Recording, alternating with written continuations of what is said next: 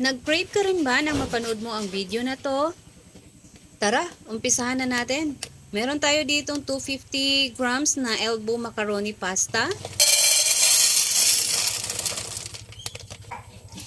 Lagyan lang natin ng tubig. Pero kung may budget kayo, pwede evaporated milk or fresh milk na ang ilagay nyo.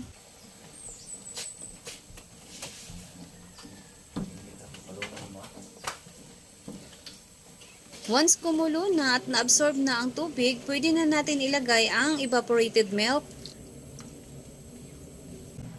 Halo-halo earns lang natin, char-char lang good. Tsaka natin ilagay ang cheese. Mas okay kung may quick melt cheese kayo. Takpan lang natin. Then after so many years, ayan, kumulo na. Maghihintay pa ako ng isang dekada bago matunaw ang cheese. Hindi kasi quick melt cheese ang gamit ko. Medyo pricey kasi ang quick melt cheese.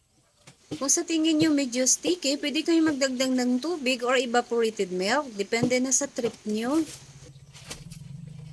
Ayan, okay na. Maglagay na tayo ng cheese powder para dagdag lasa lang at kulay din ng ating mac and cheese.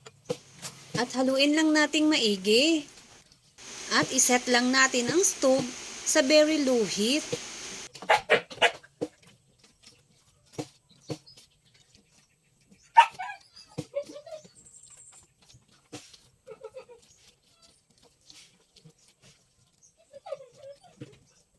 Medyo nakulangan ako sa cheese. Magdagdag lang tayo ng cheese powder.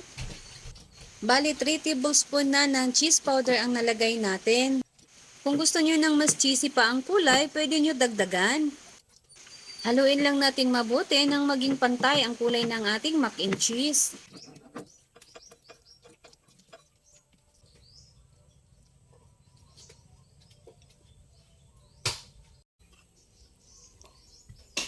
At i-transfer na natin sa isang malinis na lalagyan. Talaga namang napaka-cheesy at tsak na magugustuhan ito ng mga chikiting. Dahil paborito ito ng mga bata, hindi lang mga bata, pati rin mga matatanda. Sobrang nakakatakam ang recipe ito. Gutom na ako, kaya naman, tikman na natin.